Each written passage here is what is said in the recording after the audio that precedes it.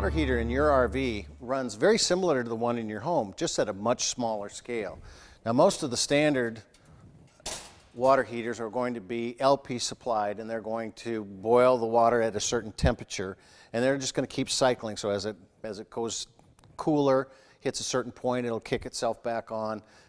Most of the units today are going to be a direct ignition. We don't have to have a pilot light going out. Some of the cheaper trailers, your entry-level models, may still have a pilot light that you would literally have to go outside and light. These are going to be direct spark models, so once I turn it on inside, it's got its own temperature sensor in there, so it's going to regulate the temperature.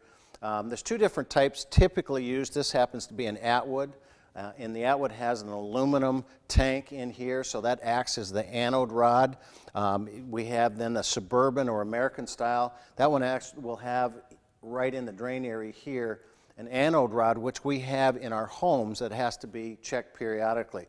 But the way the system typically works is we're going to turn on the heater switch inside.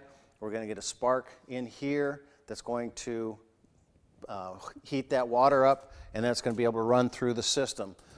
Typically, you're going to see about a 6-gallon water tank. Now, there are some water tanks in the market that are going to go up to 10 gallons and will work off of electric and LP. One thing to keep in mind, this is going to be very hot as it exhausts out when this unit is running, so keep away from it. Don't put anything really close, especially out here on the patio side.